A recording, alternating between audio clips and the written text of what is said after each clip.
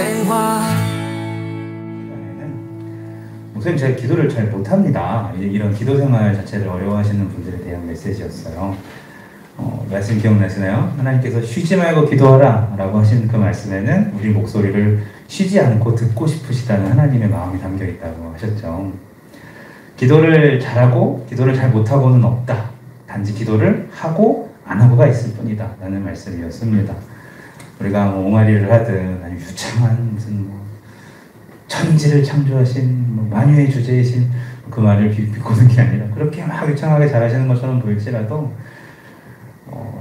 하나님께서는 이렇게 얘기해서 너희는 마땅히 길바를 알지 못하나 성령께서 우리 기도를 도우신다라고 하시고 계십니다. 그래서 기도는 하고 안 하고가 있는 것이니 부담감을 갖지 말고 하나님 앞에 기도의 자리로 나아가자라는 말씀이었습니다. 두 번째 시간에는 목사님 기도하면 뭐가 달라지나요? 라는 분에 대한 말씀이었죠. 우리의 기도는 기도가 뗄 수 없는 게 동전의 앞뒷면과 같이 기도하면 반드시 하나님의 임재를 경험하게 됩니다. 기도와 임재는 같은 거예요. 같이 오게 돼 있어요. 그러니까 응답은 하나님의 선물이고 우리는 응답에 관심이 있기 때문에 기도하는데 그게 아니라 기도하면서 하나님의 임재에 초점을 두면은 응답은 하나님의 선물로 주어지게 된다는 사실. 포커스를 하나님의 임재에 맞추시기 바랍니다. 때문에 우리가 쉬지 않고 기도할 때 하나님의 임재가 현실이 될 수 있는 것이고 우리들의 일상이 될 수가 있겠죠. 주님의 임재는 그렇구나라고 나를 이해하시는 정서적인 교감의 수준이 아니라 파도를 잠잠케 만드시는 하나님, 무에서 유를 창조하신 하나님, 사막에 길을 내시고 벽에 문을 만드시는 하나님께서는 그 임재를 통하여서 당신의 능력을 우리에게 보여주시는 데 전문가이십니다. 우리가 임재에 관심이 없고 응답에만 관심이 있기 때문에 그렇다는 말씀을 드렸어요. 하나님의 임재의 능력을 믿으시길 축복합니다. 자, 세 번째 시간에는 기도해도 잘 모르겠네 하시는 분들에 대한 말씀이었습니다. 요즘에 응답을 안 하시지? 왜 이렇게 팍팍하고 영적으로 좀 힘들어하지? 코로나 겹치면서 코로나 블루라고 하죠. 그런 분들이 되게 많아졌어요. 호황을 누리는 곳이 감기 관련된 쪽은 이렇게 확 떨어지고 당시 하도들 마스크도 잘하니까 겨울에 반대로 심리 상담하는 정신과 쪽은 굉장히 지금 미어 터지게 그렇게 됐다고 제가 얘기 들었는데 우리가 기도 생활할 때도 이렇게 환경이 어려워지면은 침체되잖아요, 그죠? 그럴 때 하나님의 침묵을 만나게 돼요. 나는 응답을 원하고 나는 하나님의 임재와 교제를 원하는데 하나님께서 우리에게 바라시는 것이 무엇이다? 임재를 원하시는데 하나님의 침묵을 만나게 될 때가 있다라는 사실입니다. 안타깝죠. 우리가 하나님의 침묵을 만나는 가장 큰 이유는 기도의 주권이 나에게 있는 것이 아니라 누구에게 있다? 잘 나오고 있나요? 네, 좋아요. 기도의 주권이 하나님께 있다라는 사실을 기억하게 하시려고 하나님이 때로는 침묵을 하신다는 것입니다. 마치 아이가 막 쫄른다고 다 주면 좋은 부모가 아니듯이 우리가 제대로 알지 못하고 구하는 것들에 대해서 기대함을 갖기 전에 하나님께서 기도의 주권을 세우시기 위하여서 우리에게 침묵하시기도 한다라는 말씀입니다. 그래서 우리가 어차피 하나님 없으면 살 수 없는 사람들인 줄로 믿습니다. 네, 그렇기 때문에 하나님의 침묵은 다시 한번 하나님의 손이 아니라 그 하나님께 집중하게 만드는 힘이 있어요. 하나님께 집중하는 것이 우리 인생의 가장 큰 힘인 줄로 믿습니다. 그래서 때로는 하나님 너무 응답을 안 하시지 싶은데 더 하나님 앞에 자신을 드리려고 노력하고 더 주님께 귀를 쫑긋 세우는 그 모습을 하나님께서 좀 더 가까이 있고 싶어하는 사인으로 받으시기를 축복합니다. 네 번째 시간에는 목사님 기도를 어디부터 시작하면 되나요? 하는 그런 분들에 대한 말씀이었습니다. 성경이 지난 시간에 이렇게 말씀하셨어요. 마음과 목숨과 뜻을 다해 하나님을 사랑해라 라는 그 말씀. 우리가 신앙생활의 모든 각질 같은 거, 굳어져 있는 껍질들을 다 벗고 순수한 사랑을 회복할 때 하나님과의 깊은 교제와 깊은 임재와 충만한 기도의 세계로 들어갈 수 있다는 말씀을 드렸습니다.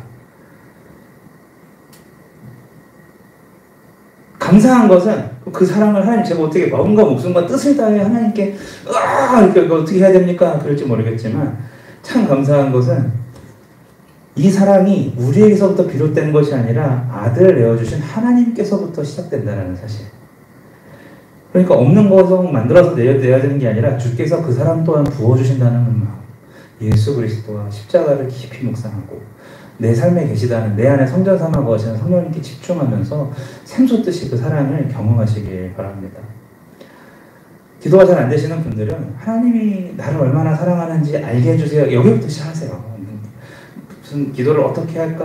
무슨 어떤 지금 내 상황인데 어떻게 바뀔까? 이거 이전에 주님의 사랑을 지금 경험하고 싶어요라고 깊이 있게 기도하세요. 아니, 여러분이 사랑하는 부모님께 사랑을 경험하고 싶어요. 그럼 엄마 아빠 가만히 있으시겠어요? 진짜 사랑하시는 분이시라면, 그죠? 각자의 방법으로 특히 하나님께서 가만히 계시겠어요? 그렇게 기도하시길 바랍니다. 그리고 하나님, 저도 그 하나님의 사랑을 닮은, 아들까지 주실 정도로 다 주신 하나님의 사랑을 저도 닮아서 하나님께 그런 사랑을 드리고 싶어요 라고 시작하면 그때부터 기도 시간이 너무 연애하는 것과 같이 솔로몬과 술람 여인의 아가서와 같은 여러분이 그런 기도 드릴 수 있을 줄로 믿습니다. 자, 오늘은 5번째 시간입니다. 오늘 말씀을 통해서도 우리의 기도의 길이 열리길 예수 이름으로 축복합니다. 네, 오늘의 말씀 제목은 뭐죠? 자, 여기까지 오는데 오래 걸렸습니다. 기도에 대해서 궁금증들이 많아서 하나하나 잡아주고 이제 기도의 진심이에요. 중심을 다해서 정말 진지하고 진심 어린 그런 기도에 깊이 있게 하나님께 기도 생활하는 우리 모습들에 대해서 우리가 말씀을 통해 함께 배워보려고 합니다. 사진? 이게 뭘까요? 이거 좀 꺼줄래요? 그 형제님? 네. 네, 하수체 비슷했어요. 채로 끝나요. 네, 세 글자. 이게 약하구나. 그치? 이게 뭘까요? 그거 무슨 에이리언 이런 거 아니고? 편도체입니다. 다시 펴주세요. 고마워요. 네. 중요한 일 했어. 아주. 우리 눈을 선물해줬어, 우리에게. 네, 편도체의 모습을 구글링해서 제가 실제로 의학을 전공한 건 아니기 때문에 저렇게 생겼는지는 모르겠으나 편도체가 양쪽에 있어요. 따라해봅시다. 하나님, 편도체를 주셔서 감사합니다. 얼마나 감사한지. 왜요? 이 땅콩 모양인데 이 신경다발 2개가 우리에게 없었으면 우리는 살아남지 못했을 겁니다. 편도체가 잘못 발달한 첫 번째 편도체가 뭐 하는 거냐면 자동차가 빵 하고 경적을 울리거나 위험한 물건이 확 날아올 때 얘가 우리를 긴장하게 만들고 아드레날린을 몸을 이렇게 해가지고 피하게 만드는 그게 이제 편도체가 하는 역할이에요. 땅콩이라고 표현할게요. 말이 좀 어려우니까. 이 땅콩이 경보 시스템 같은 거죠. 그래서 아파트 회사나 학교에 뭐 이런 데 다 불이 났다면 경보 시스템이 엥 하고 작동을 하겠죠. 무슨 상황인지 알기도 전에 이미 비상등이 켜지고 대피하십시오가 먼저 나오잖아요. 여러분 들어봤어요? 경보? 어디서 몇 층에서 불이 나고 뭐 이렇게 했으니까 몇 층에 계신 어느 분들은 이렇게 나와요? 아니죠. 피하십시오가 먼저 나오잖아요. 건물 밖으로 나가십시오. 그리고 일단 그렇게 나가잖아요. 그것처럼 이 땅콩이 얘기를 해줘요. 우리한테 빨리 피하라고, 지금 위험하다고 알려주는 역할을 합니다. 차가 내 쪽으로 오네. 차는 크고 나는 좀 작아. 차는 빠르고 나는 느려. 그러니까 피하는 게 좋겠어 라고 생각하고 피하는 사람 있어요? 차가 오면 어떻게 이렇게 피하잖아 바로. 그렇죠? 그게 얘네가 하는 거라는 거야. 논리적인 사고가 아니라 반응을 만드는 거야. 이 땅콩이 명령하면 우리 몸의 나머지 부분이 수행을 합니다. 동공이 탁 팽창되어서 쫙 더 잘 볼 수 있게 만들고 호흡이 빨라지면서 폐에 공기가 쫙 들어오면서 힘이 이렇게 생기게 되고 산소가 공급이 되니까 심장박동이 빨라지면서 갑자기 혈액이 막 돌기 시작해요. 왜 갑자기 큰일 당했을 때 이게 막 손에 땀이 나고 막 그런 부분이 있잖아요. 그런 것처럼 아드레날린이 분비돼서 힘이 불끈 더 빠르고 강력해집니다. 평소에 내가 아닌 내가 튀어나올 때가 이제 그렇게 돼버린다는 거죠. 그럼 우리는 이 땅콩이 꼭 필요해요. 너무 예민한 땅콩은 위험합니다. 제가 저번 청년단타면 얘기한 것 같은데 제 후배가 같이 걸어가고 있었어요, 옆에. 근데 얘는 진짜 예민하네요. 근데 조금 너무 예민해서 차가 이쪽으로 오고 있었는데 뒤에서 들었나 봐요. 차 소리가. 오빠 위험해 하고 저를 밀었어요. 어디를 밀었을까? 딱 갔는데 보니까 차가 제 쪽으로 오는 거야. 아저씨도 끽 쓰고 저도 놀래고 얘는 밀고 나서 어메! 이렇게 됐었어요. 되게 예민한데 정확하게 발달이 안 해서 정말 예수님을 되게 일찍 만날 뻔해서 20대 중반에 그런 사건이 한 번 있었었어요. 제대로 발달하는 게 참 중요한데 잘못된 너무 예민한 땅콩, 이거는 좋아하지 않습니다. 만약에 우리 교회에 경보기가 있는데 바람만 조금 불어도 휑하고 온다고 생각해보세요. 대가 막 짖었는데 경보기가 온다고 생각해보세요. 우리가 뭔가를 계속해서 염려하는 그런 상태는, 또 끊임없이 안절부절하지 못하고 그런 상태는 경보기를 계속해서 울리는 것과 같아요. 우리 머릿속에서. 여러분, 지나치게 예민한 상태로 살아가는 건 좀 불편한 일이죠. 하나님은요, 우리 뇌의 기분이 안정되고 좋아지게 하는 이 호르몬들을 자가 공급하는 시스템으로 우리를 만들어 주셨습니다. 그런데 얘가 활동을 멈춰야 그게 되는데 계속해서 불안하게 만들면 그게 안 된다는 거예요. 그래서 우리는 초조하고 불안합니다. 특별히 언제 많이 얘가 움직이냐면 감당하기 어려운 시련이나 고난이 왔을 때. 저희도 뭐 아버님이 예전에 보증을 잘못 줘서 집이 날아간 적이 있었어. 그럴 때 전화통 붙잡고 막 사람들한테 나쁜 소리 하시던 그 아버님, 돈 들고 도망간 분한테 막 가장의 초라한 모습을, 제가 대학생 때 뒷모습을 보고서 참 다양한 생각이 들더라고요. 힘들진 않았어요. 저는 개인적으로. 아버지의 땅콩이지 제 땅콩은 아니니까. 저는 우리 집에서 최대한 내가 할 수 있는 장남의 역할을 하고 효도하자. 그렇게 기쁜 마음으로 기도하면서 같이 헤쳐나갔습니다. 지금은 다 극복하셨죠. 그렇게 되더라고요. 감당하기 어려운 고난의 당사자가 된다면 우리 땅콩이 열일합니다. 하지만 여러분 기억하십시오. 결론부터 말씀드리자면 하나님께서는 내 마음대로 조절 못하는 얘도, 땅콩도 감정하게 하실 수 있는 분이십니다. 제가 예전에 만났던 분 중에 애가 둘이 나오는데 너무 이렇게 싸우고 애들한테 막 이제 초등학생 저학년인데 동기들한테 혹은 선배들한테 쌍욕을 하는 거예요. 교회 와서 계속. 얘네가 뭘까 싶어서 할머니가 데리러 왔더라고요. 얘를 끝나고. 그래서 좀 조심스럽잖아요. 사연이 있는 것 같아서. 나중에 이제 알게 돼요. 저희 교구가 돼서 제가 담당 목회자가 되고 한참 있다가 이제 상담하면서 또 신방하면서 알게 됐는데, 아들이 중국에 계신 분과 중국 분과 결혼을 했는데 이게 이제 잘 안 돼가지고 아들은 아들대로 가버리고 이 아내는 아내대로 가버리고 애들을 여기가 할머니 할아버지가 맡은 거예요. 근데 이 할아버지가 알코올릭이신 거예요. 중독자. 그러다 보니 할아버지가 계속 애들 집에 있으면 신세한탄을 하시는 거예요. 내 인생은 뭐 같다. 너희들이 이렇게 태어나가지고 더 힘들어졌다. 이러면서 하면 안 될 소리까지 계속 하니까 애들이 자존감이 바닥이라 가지고 싸우는 건 기본이고, 할아버지가 했던 말 그대로 막 애들한테 어른들의 그 쌍소리들을 막 해가지고 너무 안타까운 거예요. 너무너무 안타까운 거예요. 할아버지한테 배운 저주의 말들이 일제 달려있고, 난 아무것도 못한다는 패배감 속에서 얘네들이 사로잡혀 살고 있고, 지금도 너무 보고 싶은데, 제가 얘네들 신방을 참 많이 했어요. 학교 끝나면 일부러 그냥 학교 가가지고 공차면서 같이 놀아주고, 여러분, 직업 중에 목사가 제일 좋아요. 합법적으로 놀 수 있는. 얼마나 좋아요. 같이 공차고, 막 농구를 가고, 그런 일을 계속 이렇게 신방하면서 애들을 계속 그렇게 돌봐줬던 그런 기억이 아직도 납니다. 그때 근데 할아버지는 뭐 하고 계시냐. 술 먹고 오셔서 자동차 잃어버리고 오시고, 클래스가 달라요. 너무 이렇게 해가지고 그 아파트 주민들이 항의해가지고 도시 외곽에 있는 아파트에서 쫓겨나서 외곽 변두리에 있는 그 헤비타티 같은 그런 데서 이렇게 살게 되시고, 그 술 때문에 그렇게 고생을 하고 계시다. 한 번 드시면 2주에서 2달이 보통이셔서 이건 답이 없어요. 밥도 안 드시고 술만 드시는 그런 상황 속에서 제가 이번 모시러 대학교 앞에 있는 알코올릭 센터도 이 집사님이랑 여자분 할머니 집사님이신데 모시고 가서 상담도 해드리고 연결도 해드리고 경찰서로도 가고 학교로도 가고 정말 많이 했던 그런 기억이 나더라고요. 이 성도님은 이 집사님 보면 딱 한 가지예요. 울고 계시던지 아니면 그 손주들 찾아다니시던지, 제가 봤던 모습분들, 그 할머니 집사님이 얼마나 불쌍해, 마음이 힘들고 안타깝고, 모든 게 엉망입니다. 여러분, 이런 상황에서 어떤 마음이 들죠? 도대체 이 성도님의 하나님은 어디 계실까?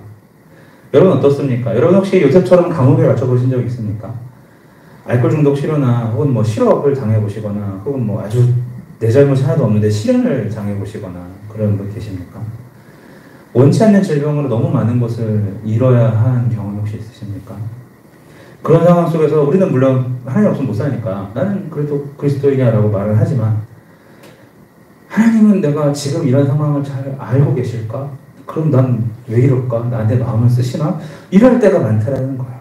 그러니까 계신 것도 알겠고 나를 구원하신 것도 알겠는데 막막한 거 이럴 때, 그것도 하나 코너에 탁 부딪히면 이런 질문에 세상은 어떻게 답합니까? 이 실로는 부정적으로 답합니다.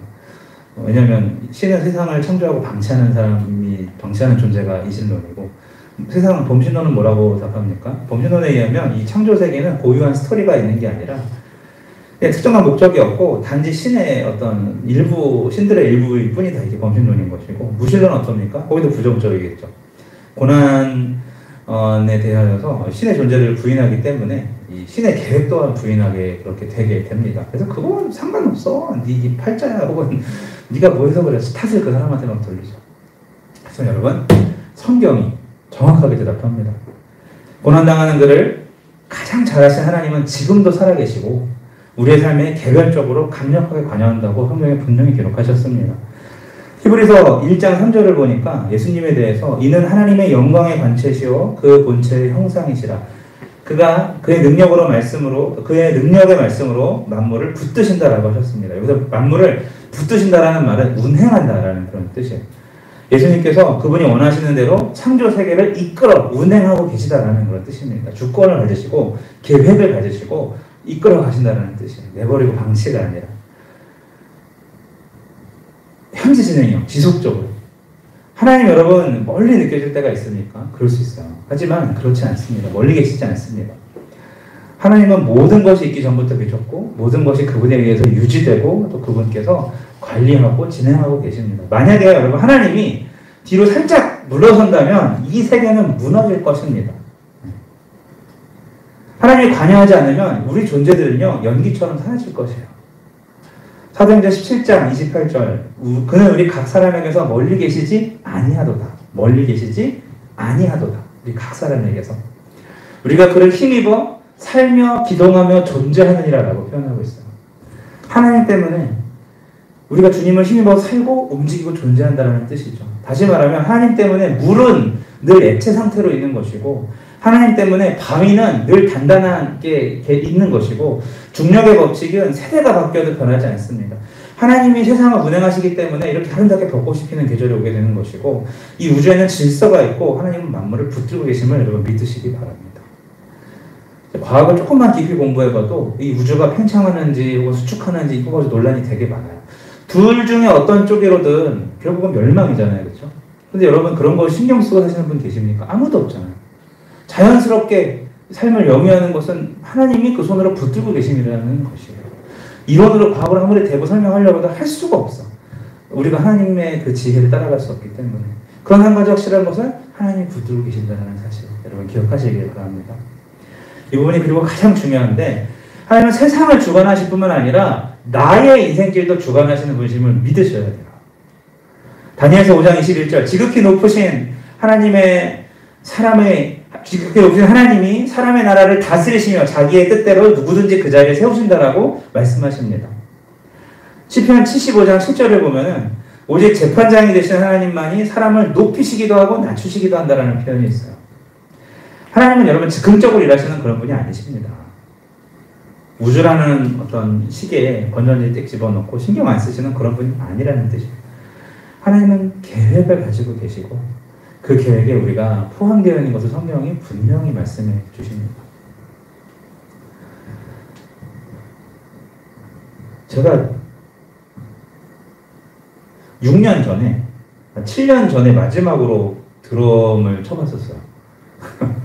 그리고 이제 그만 쳐야지 하면서 마무리를 하고서 그래도 언젠가 왠지 마음속에 장비를 준비해놔라 이런 마음이 있었어요. 그래서 뭐지 하면서 막 준비를 했었어요. 그래서 저 가방을 사고 스틱을 사고 튜너를 사고 뭐 이것저것 정말 돈을 많이 들여서 막 다 집어넣고 입고 있었어요.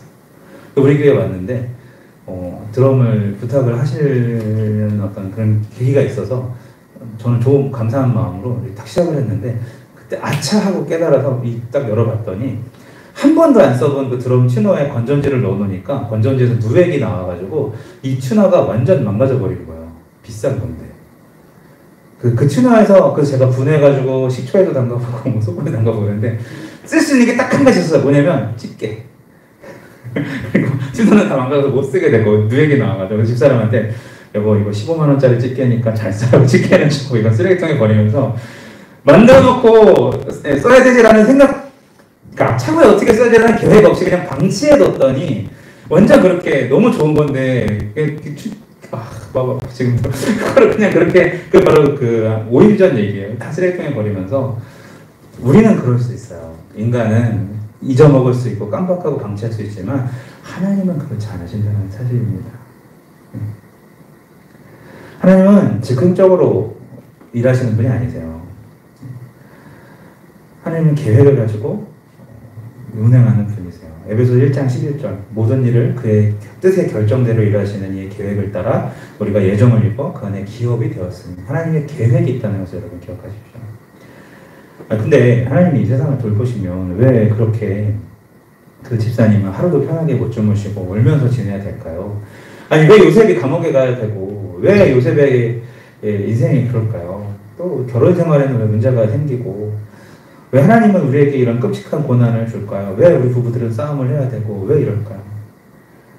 이런 거를 허용하실까요? 하나님께서 뭐 우리 때문이라고 얘기하신다면 할 말 없지만 왜 이런 걸 허용하실까요? 여러분 요셉의 이야기의 나머지 부분을 기억하십니까? 감옥에서 끝나지 않았어요. 결국 위기를 잘 헤쳐나가고 애굽뿐만 아니라 야곱의 온 집안을 구하고 예수님의 귀한 족보가 되죠. 창세기 50장 20절에 보면 그 원리를 이해할 수 있습니다. 당신들은 나를 해하려 하였습니다. 그러나 하나님은 그것을 선으로 바꾸었습니다.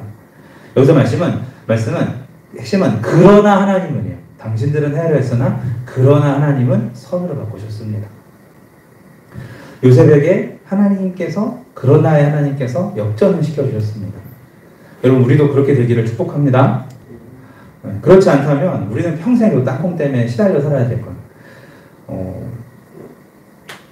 만약에 세상 사람들은 아까 뭐 이신론, 범신론, 무신론 이런 얘기들을 했는데 그런 사람들은 뭘로 염려를 줄여요? 세상 사람들 뭘로 줄일까요, 여러분? 살아보면 술, 운동, 단전호흡, 여행, 힐링, 음식 이런 거를 하죠.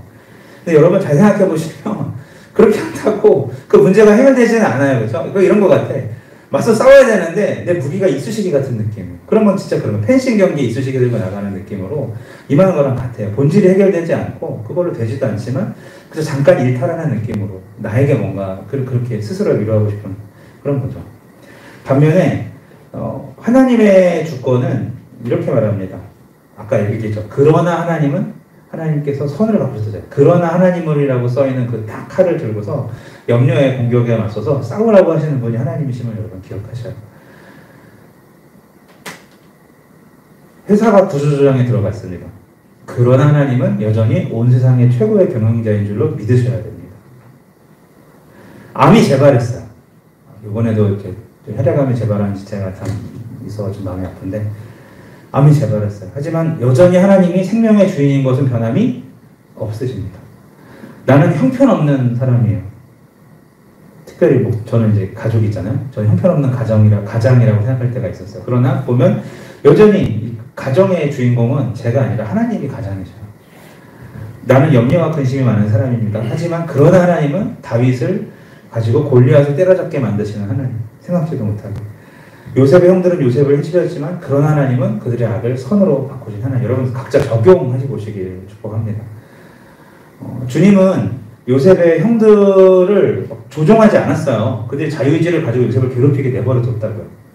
그러나 하나님은 그들의 죄와 악한 본성이 요셉한테도 전염돼서 그가 그냥 패배한 인생으로 살아가게 내버려 두지 않으셨다는 것입니다.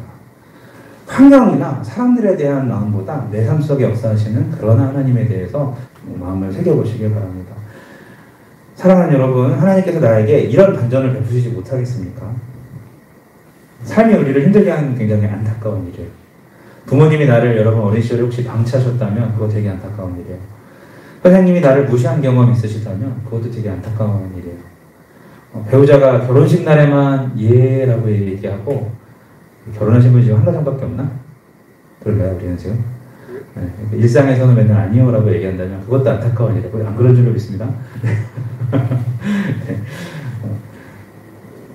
내가 말하기 좀 그렇지만 성적인 학대를 당했거나 조롱을 당하거나 부당행위를 당하거나 정말 답답한 여러 가지 일이 일어나는 것은 정말 안타까운 일입니다. 하지만 요셉의 이야기가 우리에게 주는 교훈이 있다면 그것은 바로 그런 일이 일어났을 때 우리에게 선택권이 있다는 것이죠. 우리가 그러나 하나님을 붙잡을 수 있다는 사실인 거죠. 우리는 상처를 붙들 수 있지만 반대로 소망을 붙들고 살 수도 있습니다. 불황의 구렁텅이에서 살 수 있지만 우리는 하나님의 섭리와 큰 그림 안에 살 수 있습니다. 고통스러운 삶에 굴복할 수 있지만 하나님의 완벽하신 계획을 의지할 수 있습니다. 2018년도에 제가 이전 교회에 있을 때 어머님이 저희 손주들을 보고 싶어가지고 저희 교회 성탄절 행사 때 오셨어요. 와서 있는데 화장실을 갔다 오시는데 몸을 자꾸 떨어. 추우신 것 같아요. 근데 갑자기 저는 이제 앞에서 찬양 인도를 하고 있었고 뒤에 오시는 걸 봤는데 갑자기 뒤에서 이렇게 쓰러지시더라고요. 근데 제가 멈출 수가 없었어요. 왜냐면 우리 어머님은 그 교회 외지인이고 아무도 모르고 동생이랑 아빠가 급하게 저쪽 잠옷실 모자실로 데려가서 막 눕히고 막 하는 자꾸 하품하시고 이상하더라고요. 느낌이 쎄해요. 일단 교회 계속 인도하고 봤더니 차 타고 부릉 나가더라고요. 봤더니 이제 그 지주막과 출혈이 딱 오셔가지고 다 끝나고 교회 행사 잘 마치고 성도님들께 중보기도 부탁하고 상황 들으면서 병원 응급실에 갔더니 의사가 하는 말이 되게 크게 터져가지고 그 50%의 확률로 돌아가시고 살아나셔도 80%의 확률로 장애가 있으실 겁니다. 어떤 장애요? 못 움직이실 겁니다. 그러시더라고요. 아찔하더라고요. 태어나서 처음으로 부모님의 그 큰 그 딱 앞에서. 그래서 이제 그 자리에서 기도를 쭉 합니다. 그리고 일단 기도는 기도지만 상황 전파도 먼저 해야 되잖아요. 친척들한테 빨리 전화해서 아직 그 이제 이거 가르치기 전에 조영제 넣기 전에 어머님이 그나마 희미한 의식이 있을 때 와서 인사하시라고 친척들 쫙 불러서 다 불렀어요. 이제 장남이고 장손이니까 인사 다 시키고 그 다음에 이제 다 동의서 하고 그 수술실에 이렇게 보내면서 저랑 동생이랑 둘이 딱 남아서 의자에 앉아서 걔는 이제 막 되게 고민하고 힘들어하고 저랑 9살 차이 나서 제가 아들이라고도 그러는데 이 아이가 되게 힘들어하고 한숨 쉬고 뭐 어찌할까 몰라하고 좀 가만히 기도하다가 갑자기 하나님이 그런 마음을 주세요. 진철이에요. 진철아, 엄마 아빠가 우리 곁에 평생 계신 분이 아니지. 그렇지. 언젠가는 우리 곁을 떠날 것 같은데 그것도 이해하지. 그렇대. 그게 오늘이 될 수도 있고 뭐 나중에 될 수 있을 것 같고 상황이 그런데 그런 것 같아. 그럼 우리가 할 수 있는 일이 뭐가 있을까? 이 생명에 대해서 아무것도 없지. 그러면 어떤 일이 펼쳐지더라도 우리가 내 곁에 평생 있을 뿐이 아니라는 이 마음을 가지고 최선을 다해서 사랑해드리고 존경해드리고 할 수 있는 일을 하자. 그날 밤에 같이 결단을 했어요. 그렇게 기도를 하는데 하나님 주시는 마음이 다 안다. 그렇게 하고 정말 엄마를 나한테 맡길 수 있겠느냐. 그런 마음을 주셔가지고 정말 그렇게 된 상황을 딱 겪고 나니까 뭐 맡기고 자시고 할 게 없잖아요. 하나님 아니면 답이 없으니까 하나님 뜻대로 해주세요가 되고 그래서 만약에 데려가시면 어떻게 할까? 아버지는 어떻게 되고 동생은 어떻게 할까? 별별 생각을 막 해서 정말 그날 많은 생각을 했지만 결론이 뭐였냐면 하나님의 주권은 그래도 변하지 않고 하나님의 생명의 주인이신 것도 변하지 않고 우리 엄마를 나중에 천국 가서 볼 수 있는 게 하시는 분도 하나님이시고 그게 변하지가 않는 거예요. 결론적으로. 그래서 그 딱 결정을 내리고 네 하나님 슬퍼하지 않겠습니다. 서운할 수는 있지만 슬퍼하지 않고 최선을 다해서 믿음으로 살아가는 모습 보란듯이 보여드리겠습니다. 결론이 딱 나고 동생이랑 결정을 했어요. 그리고 나서 이제 어머님이 수술이 잘 됐고 깨어나셨어요. 그리고 놀랍게 50% 확률로 살아나셨어요. 80% 장애라고 그러는데 제가 지난번에 갔을 때 어머님이 김치를 담궈주셨어요. 장애 하나도 안 났고 의사도 이해가 안 가요. 기적이라고 이런 일이 아니라는데 그 일을 겪고 나서 제가 가장 많이 들었던 얘기가 뭐냐면 정말 자주 불려갔어요. 뭐 이렇게 그 제이장 션트 알죠? 수술해가지고 이쪽으로 뺐는데 관이 오염돼가지고 이 맹장 떼고 이쪽 돼서 이거 뭐죠 여기 떼도 되는 거? 맹장 말고 아니 심장 말고 그만 떼자. 여기 이제 쓸개 쪽에 관이 가는 데마다 이게 문제가 있고 한번 하려고 또 배를 열었더니 이거 맹장 터져가지고 배를 열었더니 이게 또 이렇게 막 돼가지고 계속 뭐가 안 좋아서 나중에 서울에 있는 아산병원 왔다 갔다 하면서 됐는데 이게 타고서 균이 머리로 들어가가지고 또 엄청 위험한 상황도 그랬는데 한번 그런 큰 위기의 파도에서 주님 앞에 주권을 딱 드리니까 결론적으로 제가 태도가 덤덤하게 하나하나 제가 할게요. 척척척척척 해가지고 지금 그 터널을 거의 다 통과한 그런 상태로 지금도 잘 계셔요. 어머니께서. 네. 여러분 우리가 어떤 고난이 올 수 있어요. 하지만 이거 있잖아요. 하나님은 안 변하셔. 정말도 감사한 일. 꼼꼼히 생각하고 하나님 앞에 이런저런 기도를 막 나가다 보면 결론이 뭐가 나냐면 하나님이 여전히 주관하고 계시고 생명의 주인이시고 우리 인생의 주인이시고 여러분의 직장을 열어가시는 주인이시고 여러분의 상사의 마음을 여러분의 동료들의 마음을 여러분의 어떤 물질의 문제를 여러분이 고민하는 우리가 생각하는 그 모든 것들을 주관하는 분이 하나이신 것을 안 변하신다. 그게 딱 나오니까 태도가 결정이 되는 거예요. 담대하게 다 끝나고 교회 장로님들이 와서 늘 하는 말이 야, 그래도 목사님은 처음으로 그런 힘든 일 당했는데 꿋꿋하게 잘 지켜줘서 고마워요 이런 식으로 말을 하더라고요. 이게 왜 고마운 일인가? 저는 아직도 이해가 안 가요. 당연한 일이라고 생각을 합니다. 서운할 수 있다고. 하지만 슬퍼할 필요는 없다. 하나님 앞에서 하나님의 주권이 인정되고 그러니까. 오히려 슬퍼할 것은 내가 주님 앞에 그럼에도 불구하고 하나님을 바라보지 못하는 나의 죄스러운 모습을 슬퍼해야죠. 그런 생각을 많이 했습니다. 로마서 8장 28절 우리가 알거니와 하나님을 사랑하는 자고 그 뜻대로 부르심을 입은 자들에게는 모든 것이 합력하여 선을 이루느니라.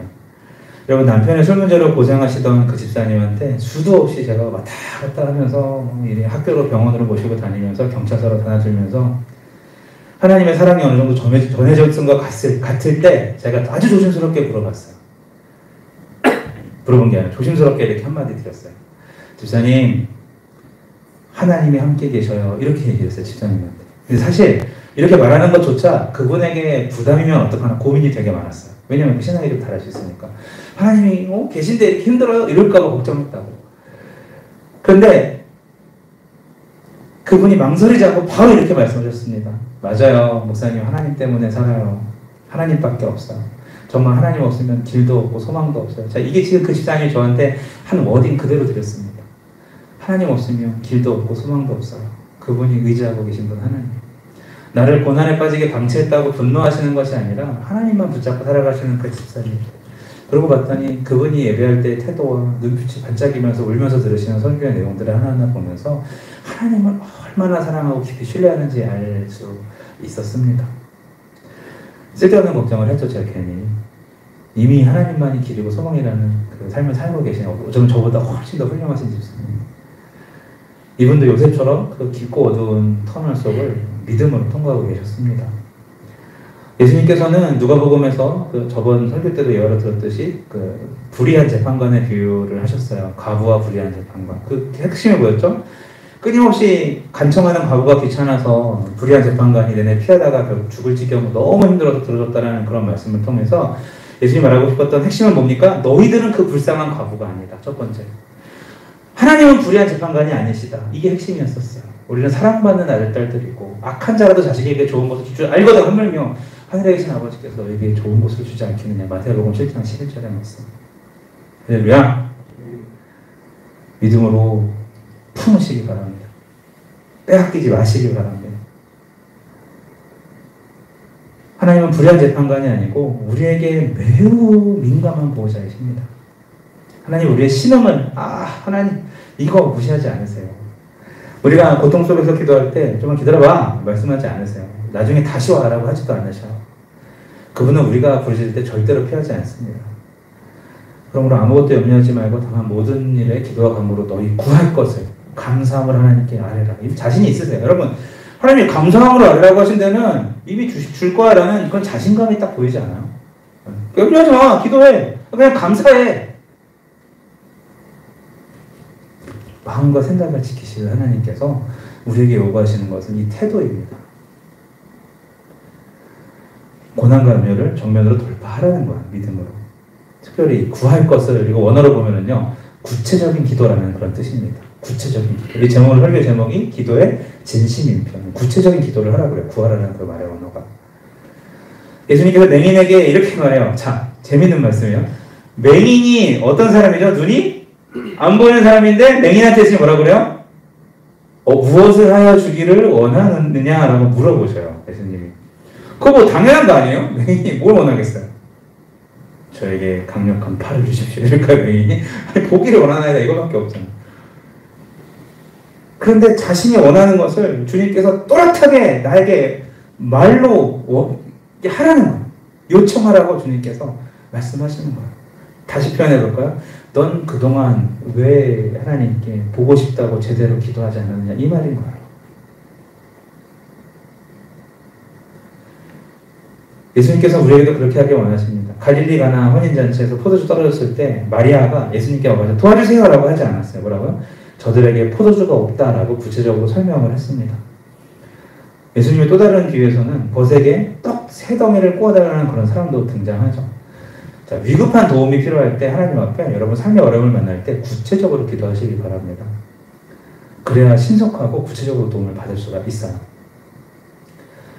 구체적인 기도가 중요한 이유를 제가 오늘 3가지를 말씀드리고 오늘 말씀드리려고 하는데, 첫 번째는 따라해봅시다. 진지하다. 네, 구체적인 기도는 첫 번째로 진지하기 때문에 중요합니다. 만약에 제가 여기 하늘색 자매 성함 이름이 어떻게 돼요? 강민선. 민선 자매? 선민선? 네. 제 사촌동생도 민선인데. 너무 좋다. 민선 자매, 자주 부를 수 있겠다, 제가. 민선 자매한테 제가 언제 한번 식사하죠? 이렇게 얘기를 해요, 오늘. 그러면 그냥 네, 뭐 이러고 진지하게 안 받을 수 있잖아요. 근데 갑자기 제가 민선 자매한테 저기 화요일날 밥 먹읍시다 이러면은 이게 좀 달라져요, 상황이. 구체적인 게 달라져요, 진지해지면은. 하나님, 누구 때문에 참 힘들어요, 여러분. 이렇게 기도하실 게 아니라, 하나님, 누가 이렇게 말했는데 하나님은 어떻게 생각하는가요? 그가 이렇게 말하면 저는 뭐라고 대답해야 될까요? 라고 구체적으로 하나하나 한번 그렇게 하면서 정리가 돼요. 저희 그런 얘기 한 적이 있죠. 결혼 시간 한다고 월요일날 히든 얘기 그날 몰아서 다 얘기하고, 평소에는 계속 기도하면서 이렇게 기록해 놓다가 혹은 기억해 놓다가 나중에 이렇게 손수건을 가진 사람만 말하게 한다든가 나머지는 들어주고 이해해 주기라는 그런 규칙을 만들어서 했더니, 제가 결혼 생활 지금까지 큰 소리로 안 해서 싸운 적이 한 번도 없더라라는 그런 얘기 한 적이 있죠. 그렇게 시간을 정해두면은 무슨 힘든 일이 있을 때 기도하면서 정리하게 될 마음 하다 보면, 이미 이제 수요일쯤 그랬으면 다음 주 월요일 날이 결혼 시간이면은 한 주일쯤 가면은 마음이 다 풀려 있어요. 왜 그랬는지 이해도 가고, 그때 상황에 대해서 바로 그때 화 안 내고 했더니. 그러니까 정리하면서 기도하면서 구체적으로 기도하면요 정리가 돼요, 마음속에서. 하나님께서 또 그렇게 하셔요, 우리를. 하나님 낫게 해주세요 이렇게 기도하지 마시고, 하나님 이러한 부분이 이렇게 낫길 원합니다 라고 해주세요. 기도하는 게 좋습니다. 부모님들이 아프시면은 토하지 않게, 저혈압을 이기게, 뭐하게 하나하나 구체적으로 기도하시는 게 중요합니다. 무엇이 염려가 되는지 하나님 우리의 그 마음을 듣고 싶어 하세요. 하나님, 우리가 그렇게 시간을 정하고 진득하게 앉아서 하나하나 기도할 때 더욱더 진지하게 받아들이십니다. 따라해봅시다. 엉덩이를 무겁게 하자. 오늘 예배 끝나고 여러분이 못 일어나셨으면 좋겠어요. 주님 앞에 구체적으로 삶을 맡기시길 축복합니다. 하나님 원하시는 것은 진지한 관계를 원하십니다. 구체적인 관계. 두 번째는 구체적인 기도를 해야 구체적으로 응답을 하시기 때문입니다. 이럴 때 우리 믿음이 자라죠. 창세기에 보면요, 아까 24장이었죠. 제가 뭘 잘못 먹고 21장을 적은지 모르겠는데 24장 말씀 다시 한번 띄워주시면, 아브라함이 엘리에셀을 보내요. 그가 이르되 우리 주인 아브라함의 하나님 여호와여 원컨대 오늘 나를 순조롭게 만나게 하사 내 주인 아브라함에게 은혜를 베푸소서. 자, 이삭의 아내를 구하는 미션을 받고 이 사람이 갔죠. 그런데 기도의 내용이 얼마나 구체적인지 봅시다. 13절, 성중에 딸들이 물 길어 나오겠사오니, 아들들이 나오면 어쩔 거야? 아니면은 그 성중에 있는 성 밖에 있는 사람이 나오면 어쩔 거야? 근데 되게 딱 정해서 기도하는, 성중에 딸들이 나와서 내가 우물 곁에 서 있다가 나는 서 있겠습니다. 언제인지도 얘기 안 해요. 그냥 그렇게 계속 그 응답을 기다리면서 서 있는 거예요. 그래요. 그 다음 14절에 뭐랍니까? 한 소녀에게 이르기를 청하건대 너는 내 물동이를 유의로 나를 마시게. 물동이를 여러 개거나 너무 하여튼 다른 거였으면 어떻게 할 거야? 그의 대답이 마시라. 내가 당신의 낙타에게도 하리라. 그러면은 이삭을 위하여 정신자를 입고 알겠네. 이런 식의 기도가 되는 거예요. 굉장히 하나님께 구체적으로 말하고, 요렇게 하면 제가 응답인 줄로 믿습니다라고. 물론 이제 욕심을 구하는 게 아니에요. 이 사람은, 엘리에셀은 자기의 욕심을 구체적으로 구한 게 아니라 주인의 명령을 하나님의 뜻대로 하고 싶어서 구체적으로 기도하는 동기가 확실했었어요. 그랬더니 이 하나님이 이대로 역사하십니다. 그리고 그 이삭은 리브가를 만나게 되죠. 이보다 더 구체적인 기도가 있을까요? 그리고 15절에서 보면은 그가 말을 마치기도 전에 말을 마치기도 전에 리브가가 물동이를 어깨에 메고 나온다는 표현이 있어요. 이거 되게 중요한 건데 봐봐요. 엘리에셀이 기도할 때 리브가는 오고 있었다 아니다. 잘 생각해봐요.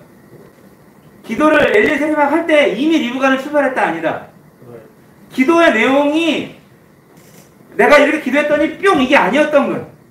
이미 하나님의 뜻이 이루어지고 오고 있었는데 기도를 통해서 하나님의 뜻을 내가 구하게 된 거고 그게 만나게 됐다라는 그런 거예요. 이거 아주 중요한 거 아니에요? 내가 계획을 세워서 이게 이루어지기를 바라면서 막 기도하는데 이렇다 이게 아니라 기도를 하려고 눈을 감았더니 하다 보니까 내가 하는 말들이 하나님이 원하시는 말들이 되고 그것이 그대로 하나님의 마음과 합하여서 자연스럽게 응답이 되어지는 거. 아까 얘기했죠. 세상을 주관하시고 인생을 주관하시는 하나님이시고 지금도 그 계획은 이루어지고 계신데 내가 엄한 것을 구하는 것이 아니라 제대로 하나님과 깊이 교제하고 기도하다 보면 나도 모르게 그것을 내가 그 마음을 구하게 되고 결국은 내가 그 일로 쓰임을 받게 된다는 아름다운 이야기입니다. 할렐루야. 우리가 그게 필요해요. 내 뜻에 하나님을 초대하지 마시고 하나님의 뜻에 우리가 초청받길 소망합니다. 그게 기도죠.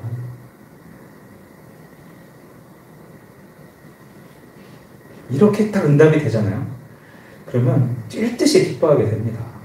그런 얘기 한 적 있죠. 집에 아이들 떡볶이 해주고 싶은데 이제 그때는 하나님이 물질적인 훈련을 시키실 때라 돈이 없었어요.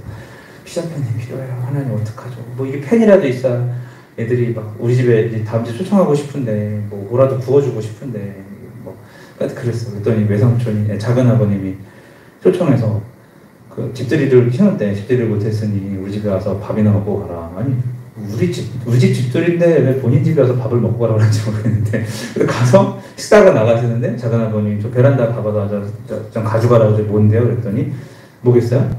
피자팬. 바로 그 다음 주에 일어난 일을 기도하는데 이게 뭐예요? 그랬더니 너 내가 무슨 일 하는지 모르겠어. 작은 아버님 제가 교제를 잘 안 해서 그랬더니 야 내가 쿠첸 사장이야 씨 이러면서 그냥 주시는 거 그거랑 뭐 글이랑 잔뜩 해가지고 그때 우리가 하나님의 뜻 안에서 주의 일을 하려고 구하는 것들 하나님의 뜻을 하려는 것들을 하나님 결코 무시하지 않으세요. 바로바로 필요한 건 바로바로 응답하셔요.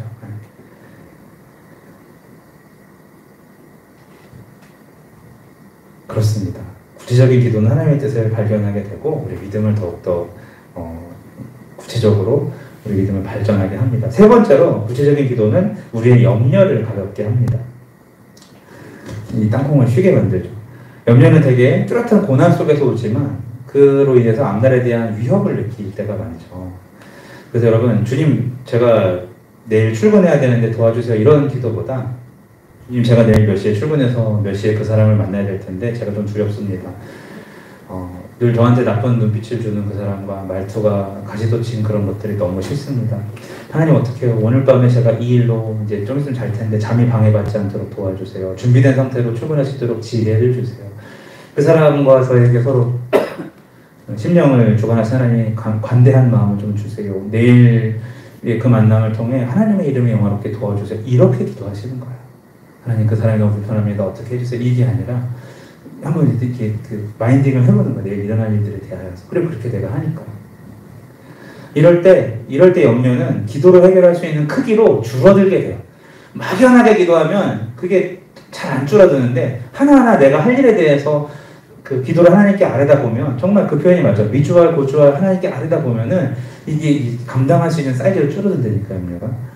여러분 기도의 스킬을 알려드리는 것이 아닙니다. 이런 방식으로 하면 잘 들으시더라 이런 게 아니라 하나님은 화려한 언변이나 아름다운 문구에 조종당하거나 절대 감동하시는 분 아니십니다. 하나님께 진지하고 자세하게 요청드리라는 그런 말씀이에요. 하나님의 자녀로서 정확하게 그분에게 말씀드리는 것이 너무 중요하다는 것이죠. 예성이와 수지가 학교 갔다 오면 그 뻔해요. 무슨 일 있을지. 부모는 주간학습계 보면은 그걸 다 챙겨줄 수 있고 선생님이 이미 학교에서 연락을 다 주시기 때문에 애가 뭐 했는지 뭐 먹었는지까지도 알 수 있어요. 그런데 꼭 빼놓지 않고 물어봐요. 오늘 어땠어? 점심때 반찬은 뭐가 좋았어? 누구랑 놀았어? 한마디 한마디 들을 때마다 뭐 하죠? 저는 예성이 수지의 정서와 그 상황을 계속 매치시키면서 이런 것들을 계속 파악을 해요. 아이들에 대해서 잘하고 있는지 잘 살고 있는지. 근데 그 아이들이 그때 정성껏 나에게 이야기를 해주면 아빠 내가 오늘 학교 갔는데 그 친구 중에 누구 있잖아. 걔가 어저께 보드게임을 샀는데 막 이런 얘기를 막 해주잖아요. 그러면은 그게 그렇게 좋아요. 그게 나랑 뭔 상관이야. 근데 그게 듣기가 너무 좋아. 이 아이가 뭐냐면 이 아이가 나를 사랑해서 나에게 자기의 이야기를 너무 이렇게 생동감 있게 전해주는 그게 너무 좋은 거야. 아 그렇구나. 얘가 뭐 나한테 보드게임 사달라는 것도 아니고 그냥 그 있었던 일 듣는 게 너무나도 좋다니까요. 왜 좋을까요? 내가 이 아이에게 의미 있는 존재고 소중한 존재라는 걸 다시 한번 깨닫게 돼요. 나에게 얘기해주는 그 모습을 통해서. 문제가 생기면 해결해줄 사람이거나 학교의 문제들을 얘기할 때도 그렇게 받아들이게 되죠. 여러분 물론 하나님 다 아셔요. 다 아십니다. 그래서 지금 당장 답답해 보일지 몰라도 질서와 섭리의 하나님께서 이미 선을 이루실 계획을 실행 중이신 것도 맞습니다. 결론이야 요셉과 같이 예수님처럼 승리할 것입니다. 그런데 하나님께서 우리에게 원하시는 게 있는데 바로 그 과정이라는 거야. 우리는 날마다 구체적으로 기도해야 합니다. 먼저는 아브라함의 종 엘리에셀에게 하셨던 것처럼 기도를 통해 하나님의 마음을 우리에게 나눠주고 싶으시기 때문이고 또 우리에게 힘겨운 삶의 평강을 주시고 고난과 염려의심을 가볍게 하시기 위함입니다. 우리가 하나님밖에 없다는 고백과 믿음으로 나갈 때 주님은 그게 그렇게 좋으십니다. 저희들이 고백하듯이. 왜냐하면 그것이 하나님의 뜻만이 유일한 진리이고 우리 삶의 유일한 소망이기 때문 아니겠습니까? 자, 말씀을 맺습니다. 사랑하는 우리 울산교회 청년가족 여러분, 평안에 이르는 길은요 항상 기도로 포장이 되어 있습니다. 염려로 우리 삶을 채우기 전에 정말 기도의 능력으로 다 차단하셨으면 좋겠어요. 기도의 능력이 너무 아까워요. 염려가 우리 안에 차오니까. 기도할 때 모든 지각에 뛰어난 이 세상 어디에도 없는 하나님의 평강이 여러분의 마음과 생각을 지키실 것을 믿으시기 바랍니다.